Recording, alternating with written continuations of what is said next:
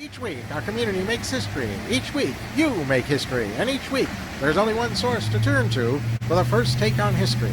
You know what that is? Subscribe to the Sentinel right now to discover the history being made in your own backyard. The Mendon Honeoye Falls Lima Sentinel. More than just your news, it's your history. Welcome, everyone, to this edition of the State of Greater Western New York Report. Join us each episode as we discuss fantastic topics ranging from history to science to the strange and the wonderful, as well as the treasured spirit with which our region has infused America.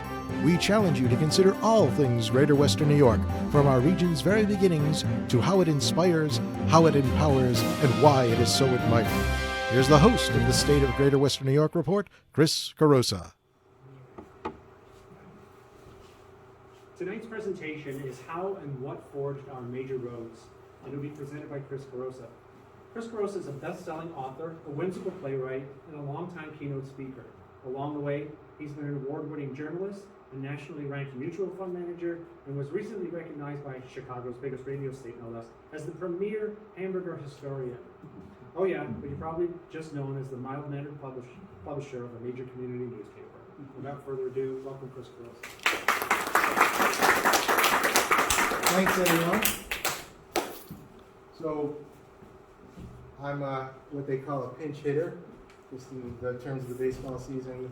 I know that you might have been expecting a different sort of presentation, but there are going to be some mention of Native Americans, Indians. Well, actually, not quite the way you might think about it. So, first things first, I got a call from somebody, actually a couple of people wanted to know how I'm going to be talking about the local streets that we have. Well, Diane's already done that. She's done a great job with that. And I'm not going to be talking about that. I'm going to be talking about the major thoroughfares, in particular, the Great Genesee Road. I'll tell you that this is really an offshoot of the presentation that I gave a couple years ago about the anniversary of the Wilson Hotel Masonic Temple building. It was just a really cool rabbit hole to go down. So Diane and Lynn and Bill, you guys actually gave me stuff that sort of spurred me on, some of which made it in this presentation, but not all, because I'm trying to keep it within the time frames here. So let's see how this works with the button. Does it work? Okay, let's turn it on first. Yes, it's supposed to be turning on, and it's not working. So this thing's dead, which means I'm going to have to go over here to hit the button. Always a little... I'll be your film strip projector. How's that sound? Okay. So you just beep and then I'll do that, okay? Okay. So, beep. There we go. So what are the main roads and arterials, connecting roads, side streets that we're all familiar with? You've got 390, 15A, and these are main roads. These are kind of like connecting roads. And then if you look at all the roads inside Honeoye Falls, those are all the side streets.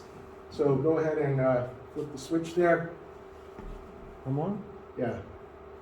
All right, so yeah, there we go. So I want to talk about these roads, 104, Ridge Road, and 17, which is down in the southern tier, and then 5 and 20. Just briefly about how these roads came to be. This is going to be great, so don't worry about it. We're doing fine. Go ahead and flip it. All right. So here's the questions that we're going to answer. When did the routes first appear? How did they get there? Why did they come to be? And who or what made them? And we're going to look at this in terms of geology first. Geology is really the when. There are three major escarpments that go east to west across here. Now, I know this is science, not necessarily history, but believe me, it's all tied together.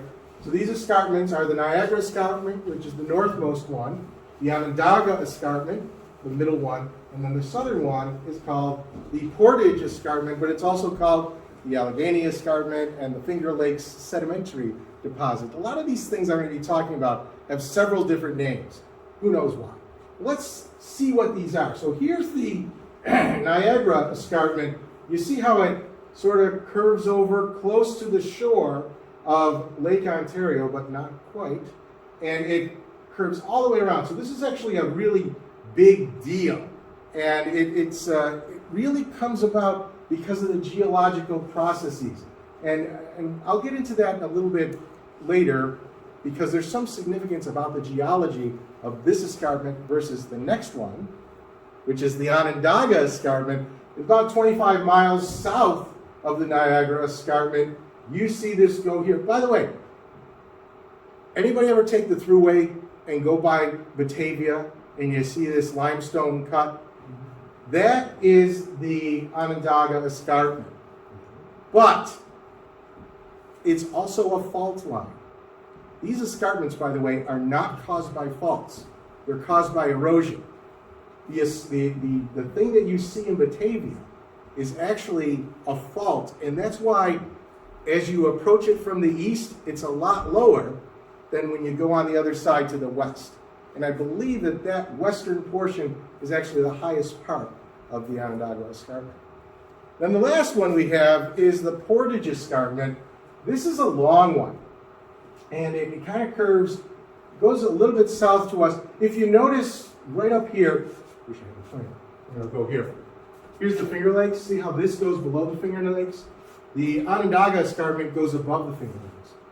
And then, so the Portage one goes down here, and yes, it does go through Portage at the bottom of the Letchworth State Park. Okay, so how does this all come about? When? When is what we're talking about. There we go. How is it coming about? Glaciation. There are several periods of glaciers that come back and forth. It is the last one, the Wisconsin glacial episode, that really forged the topography that we see today. So I'm going to show you a series of pictures that kind of explain how this glacier retreats.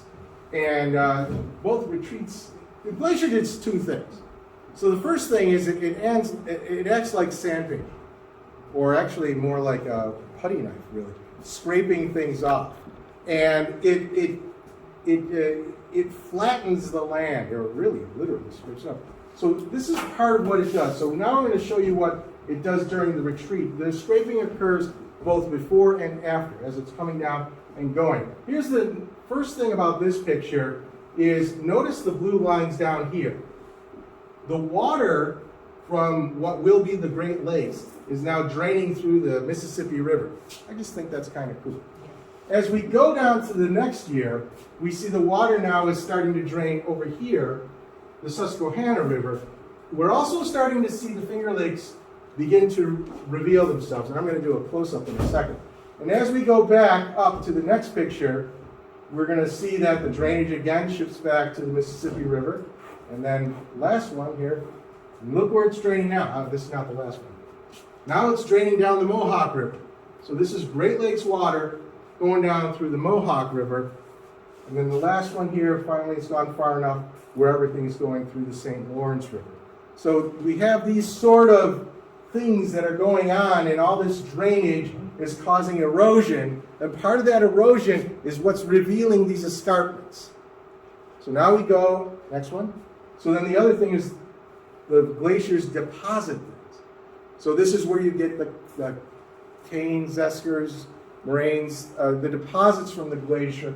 They also form geological formations. And here we're going to just take a look at what's going on in our region. You can see this is later. The glacier is starting to form, but look at where it stopped.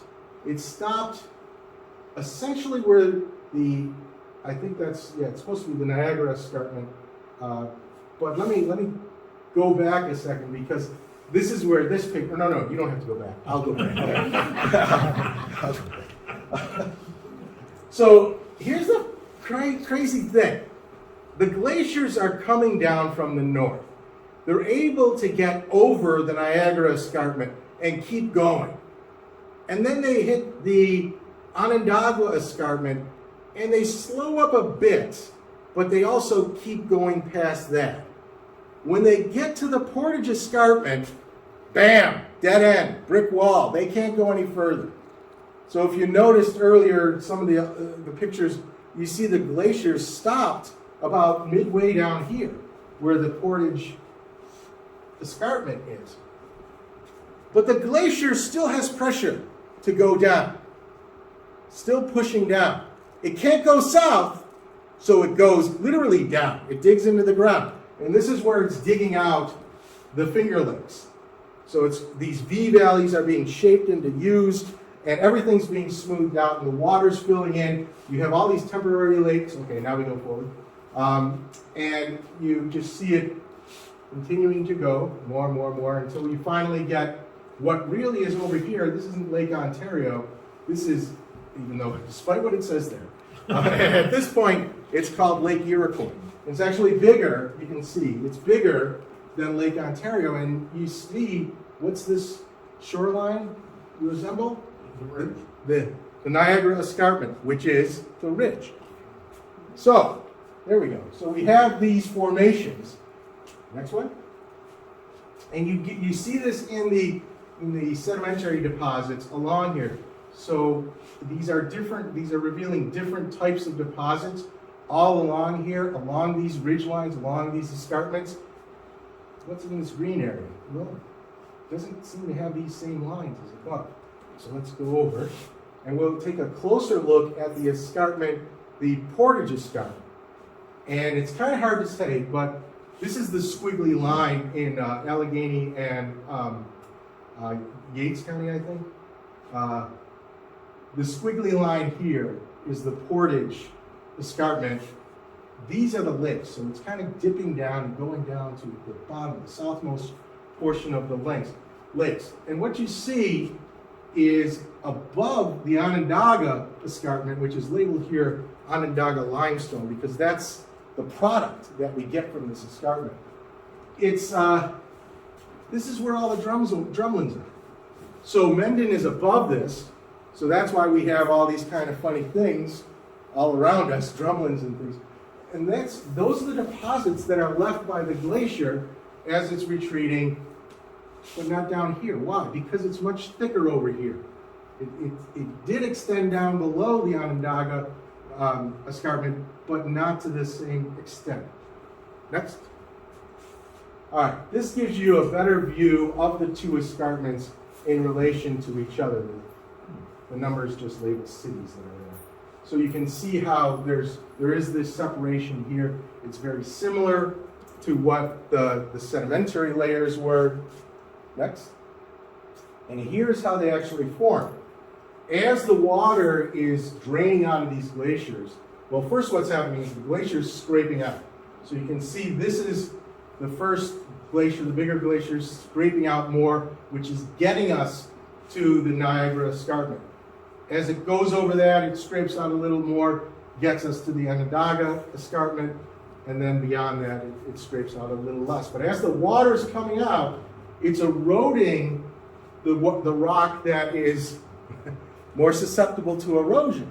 These limestone and dolostone veins here, they're harder to erode, so they kind of stick out. Now, this is the picture that I think is most telling, because you can see what the glacier did.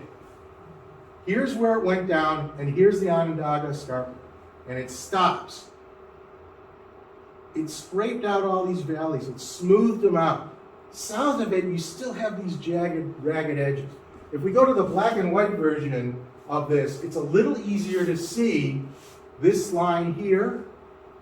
Whoop, whoop, whoop. This light line there is Niagara Escarpment, and this light line here is the Onondaga Escarpment. Okay, so we've got these rivers, we've got these valleys. Go ahead. I just made that easier. This down here is the Portage Escarpment. It's not as straight as the other two, but I didn't know how to do a squiggly line. So it's starting to reveal this topology. And this topology is critical to what happens next. You've got animals that are going to start coming and eating things. And the animals that came first, by the way, this portion, the next couple portions, really, I talked to Paleo-Indian archaeologists. John Lothrop, I think, is one of them. He works with the state. A guy by the name of, Michael Beardsley is another guy. And I'm sorry, I don't know Doug's last name. He's at UB. But I've interviewed all these guys, and a lot of what I'm telling here is what they revealed to me. So the caribou come in first by probably a couple of centuries. Then the mastodons come. So the caribou don't need to eat the same kind of food as the mastodons. That's why the caribou were first, and then the other animals come after that. But here's the interesting thing. You can go to the next slide. So the first people that came here, the so-called Paleo-Indians, came hunting the caribou. They did not come hunting the mastodons. And to some extent, the evidence suggests that they didn't hunt mastodons, they scavenged mastodons. So it's not clear if man was responsible for the extinction of mastodons or some other event. But they did make use of the mastodons. The difference is the mastodons had a lot of meat, but what the caribou had were skins. And it's still cold here. I mean, in the very early years, it doesn't show it in this picture. This is the summer, I guess. But it was still tundra-like at time when people first came. So they needed things to wear. Okay, next. Now we're starting to get into where the people sort of hung out, the very earliest people, and how maybe they came here. So you remember, I think the next picture is going to show it good, but this gives you a bigger picture of what's going on. This is actually John Lothrop's study area that he has in western New York. And you can see the Paleo-Indians left remnants. These are, you might not quite call them villages, because at this point, they're still nomadic. But they are congregating around certain things. And by the way, this represents towards the end of the Ice Age. So you see Lake Erie is not completely filled. Lake Ontario is not completely filled. But you see, you kind of get an idea for where the people came from.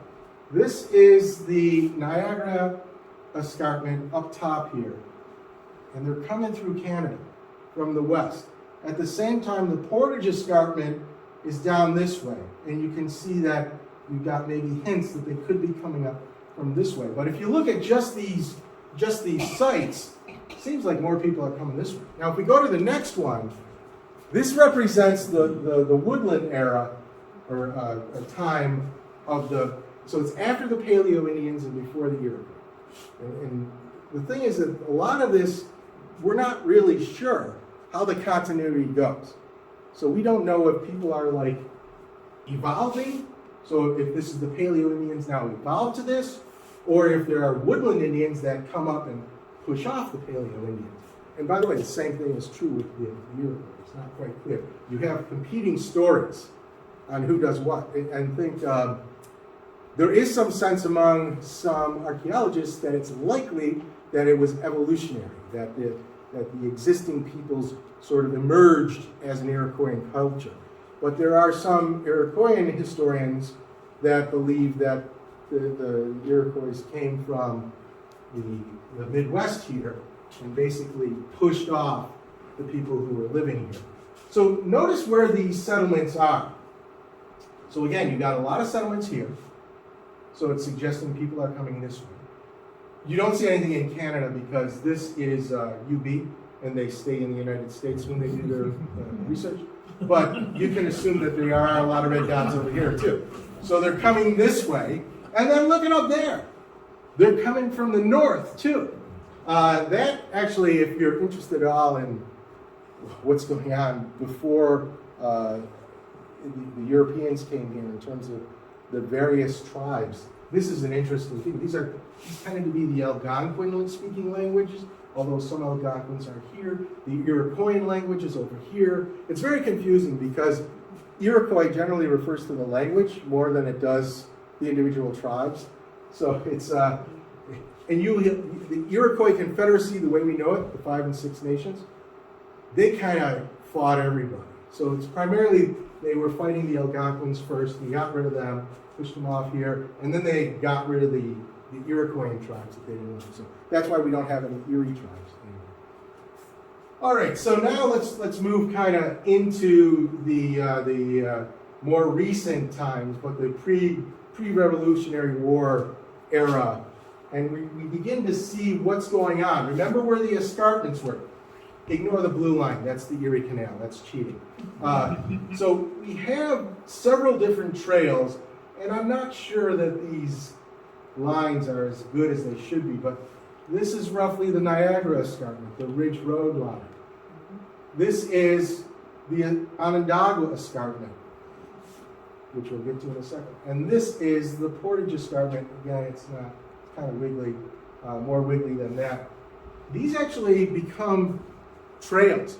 And I'll tell you a little bit more about the trails in a second. But before we get there, let me tell you some more about history of what else is besides. Well, actually, here, let's talk about the trails.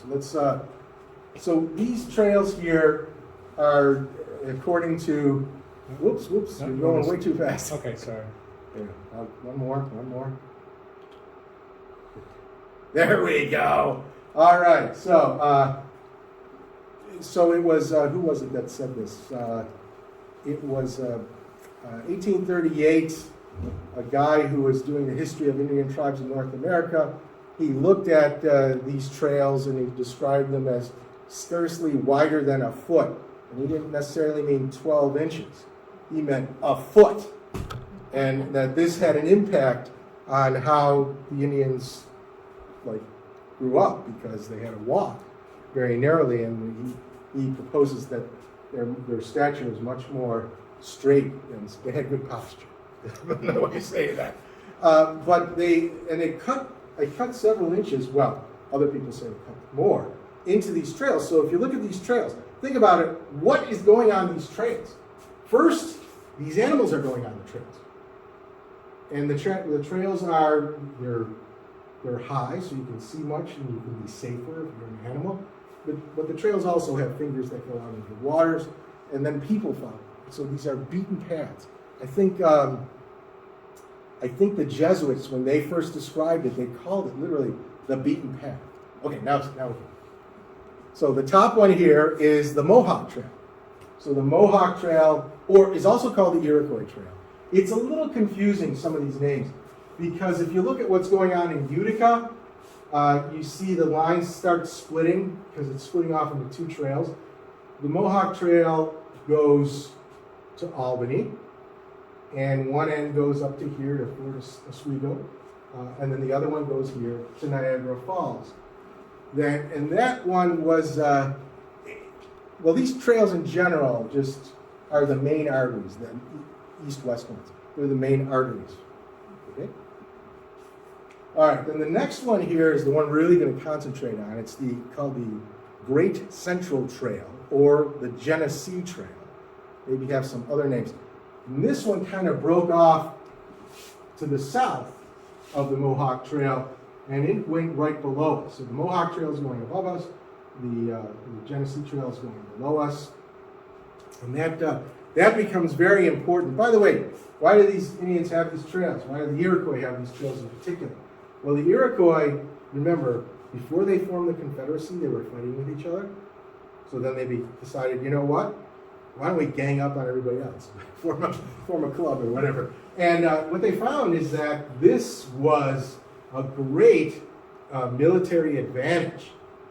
Just like we have our own interstate highway system, the justification for that was a military justification.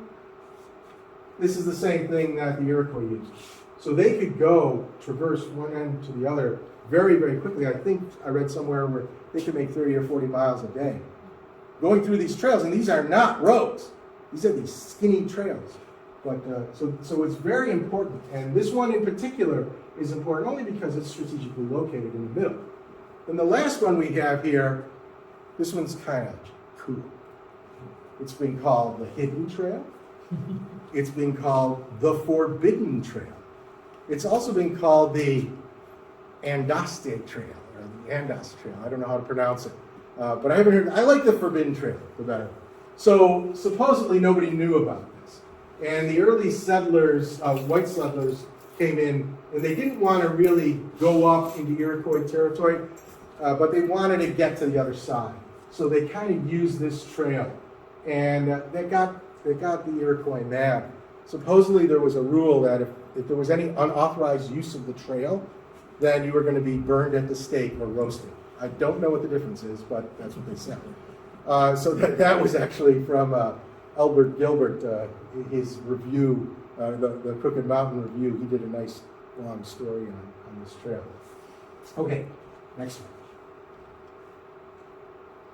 All right, so there were also these other trails, and this is a lot harder to read, so I'll point it. This is the city of Rochester, and there are Indian trails that go in and through it. This was actually important for, Bill, you're going to correct me when I say it, Devonian? No. Not Devonian Rock. Denon, the French guy who came in Denonville, that's it, yeah, see? So so you guys are going to like it. In a moment we're actually going to have a little surprise. So you see Clover Street here, you see Route 96. These are both the paths that Denonville took. And in fact, Denonville was the first recorded article on Mendon Park. Now, they didn't call it Mendon Park. They just said, hey, we camped here and there's 3 ponds. Cool. So we're pretty sure since they were going up Clover Street, it also wasn't called Clover Street then, nor was it called Route 65. Anyways, so there's these trails that they were using that he used. So let's go to the next one. And that's good. That's the slide. What's in this slide? We're going to talk about so this is a later map from 1771. And you can see the trails a lot clearer here. I don't remember this map. You can tell this map is not drawn correctly, but it gives you a sense for this middle trail here, the Genesee Trail, because that's Canandaigua, and that can't read what they say over there. But these are real places we know that, of course. Here's another hint. It's right above the Finger Lakes there. What's missing here is the Mohawk Trail up here, but you also have this hint of this lower trail, the hidden trail down here. So, what did, next slide. All right, this is the Sullivan campaign.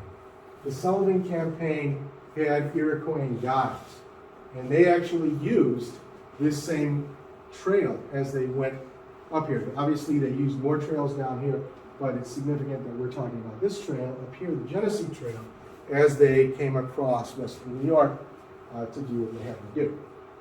So, these trails are being used even before, so we're going to do this. Cherry Valley, and then we're going to talk about Wyoming County. These are the areas. Too fast? Okay. So you can do a whole thing on Sullivan, but Sullivan was a reaction to the attacks in Cherry Valley and Wyoming County in Pennsylvania, which were to attack civilians. Not sure that was actually illegal at the time, because this was a different kind of war than what we might consider today. Although I guess they attacked civilians today. So in response to that, there was a lot of military reasons. Basically, Washington was saying, look, we cannot carry 2 fronts. We have to stop this from happening. And the Seneca in particular were also supplying the British with foodstuffs and everything. So they were helping out. Remember, the Seneca were on the British side. The Oneida were on our side. So the Iroquois was split at this point.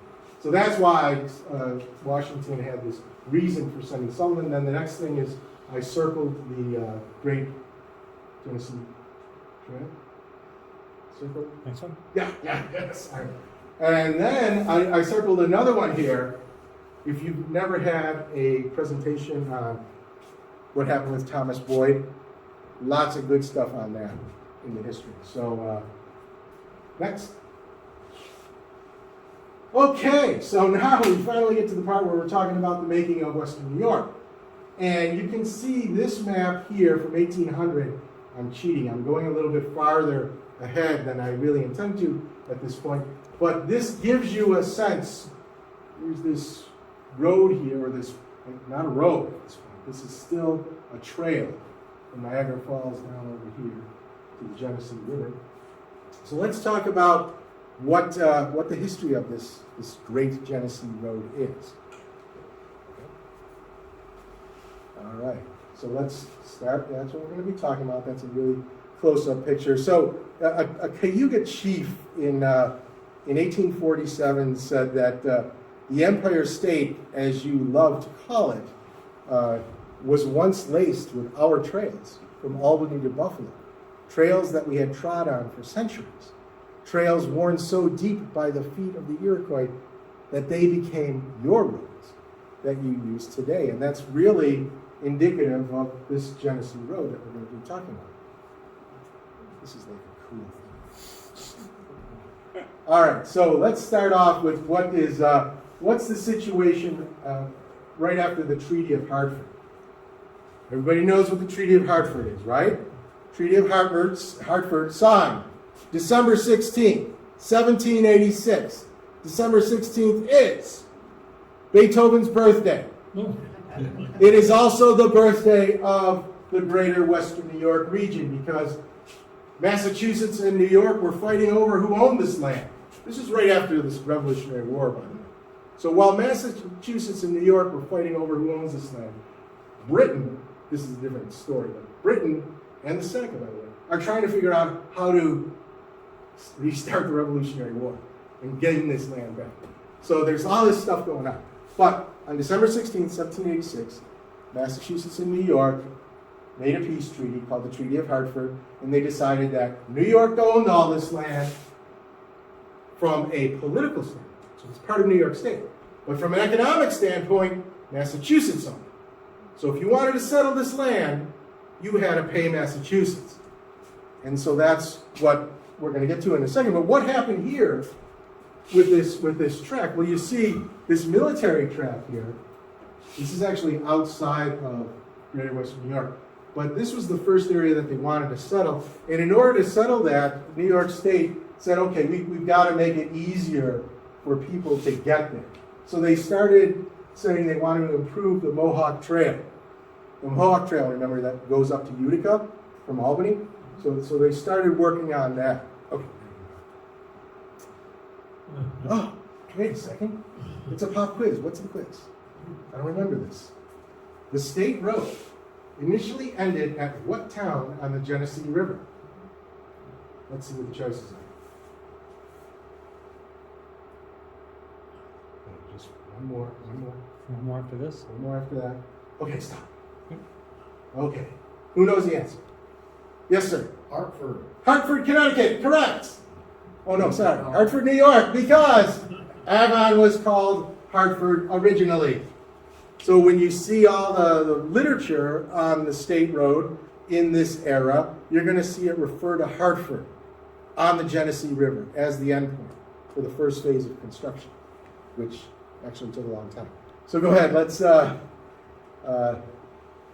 go down here. So what did it look like at the time of Phelps and Gorham and the Holland Land Trust? So Phelps and Gorham, roughly 1788, 2 years after the Treaty of Hartford, and then Holland Land Trust, 1793.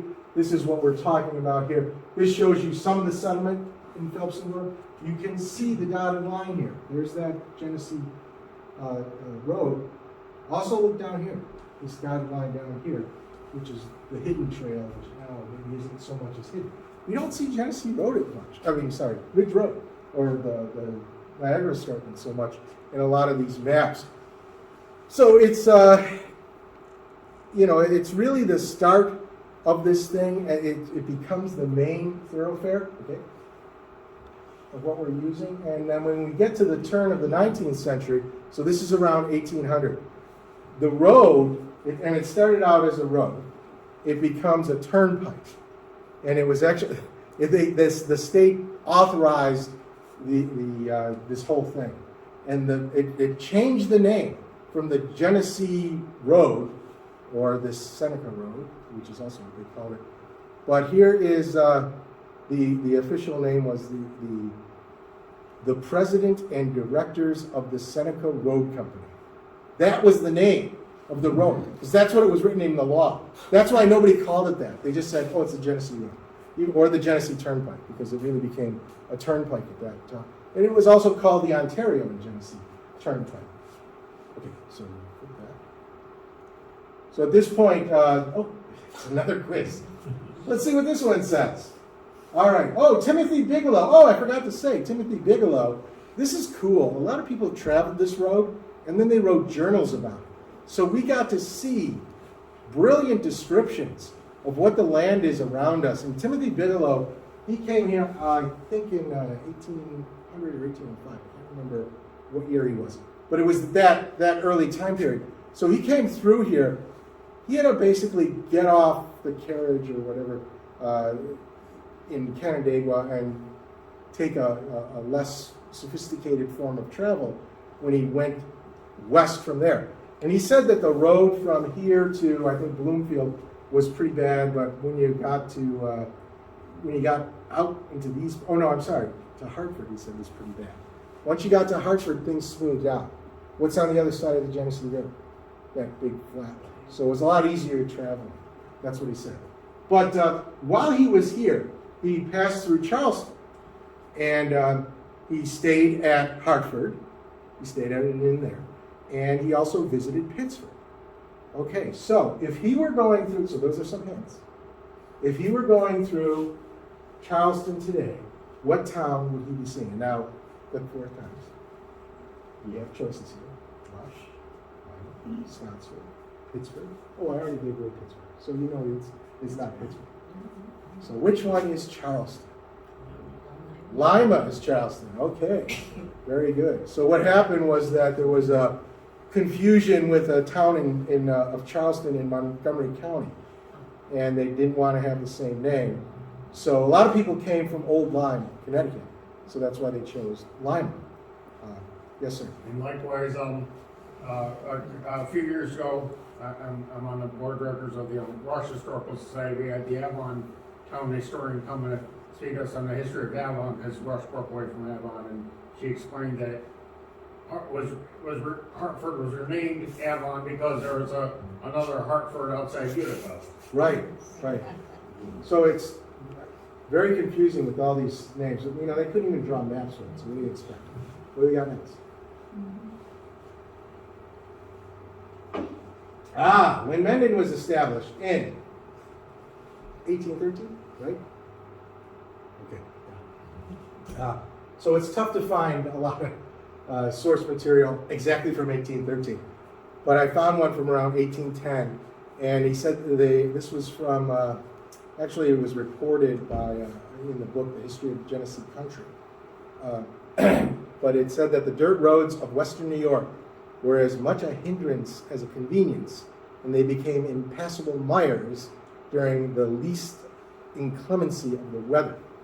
And in 1810, so this is 3 years before Mendon became a town, the Western Turnpike Company, which is running this road now, offered free tolls on the roads to drivers whose wagons were equipped with tires that were 6 inches or more in breadth. Why? What happened? So I think they were macadamizing the roads at this point. And don't ask me to explain what that is. But it made the roads flatter. And the wagons that they had there had thin wheels. So they were cutting ruts in the road, much like the Roman chariots did, which happened to be, what's the width of the rails? Supposedly that's how we got our rails, because yeah. So anyway, so they didn't like it. The turnpike company didn't want ruts, didn't want to make Roman ruts in our turnpike or their turnpike. So they said, you know, if you got wider tires, you can ride for free. So that was a big controversy when Mendon was there. So what do we got next? So Monroe County was established in 1821. So that means we're just a little over 200 years old. And there, at this point, the road was a little bit better developed. People were going through it. Still wasn't great. I mean, they really liked what they saw. This was a report from the same book that I said before, is the old Genesee Road passed through as romantic and beautiful a land as the heart could wish to see or know. But poor was the old road in bad weather. People could not conceive of any better substitute. So when the Erie Canal was being built, this is from 1817 now to 1825, the road was so bad that they had a hard time, the contractors had a hard time bringing the material out, so they waited until the winter, and that was one of the reasons why it took them longer to build the hotel. The canal. 2 syllables, different word, still kind. Okay, next one. All right, so now we're coming close to the end here. The end of the beginning of the 20th century. I put this map on here. This is from 1914, I think.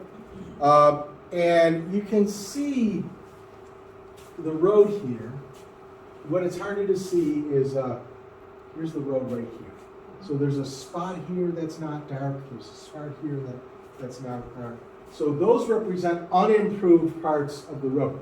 So what's going on in 1914? 1914, you're getting the very first automobiles out there.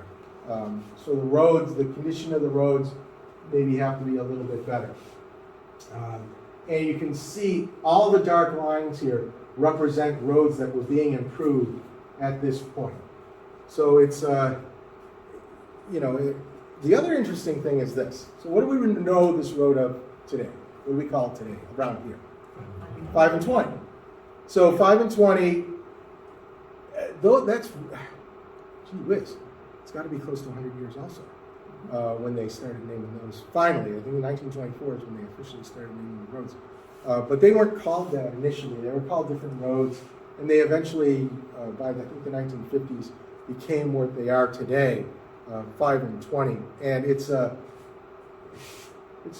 also part of, I don't want to get too much into the current history of the road because then that's civil engineering and it's boring. But this road really until the thruway came about in the 50s continued to be the main east-west thoroughfare in New York State. So I think I've exhausted my slides. Did I? Or do I have one more? You have the Paul Harvey thing. Right. Yeah, that's all I have. It's just the Paul. You know the rest of the story. So I just want to thank you for having me. I will be happy to answer any questions. Well, I will be happy to attempt to answer any questions. But I do want to again thank Lynn and Diane and Bill for kind of helping out in all this research that I've been doing. And I hope you enjoyed the show.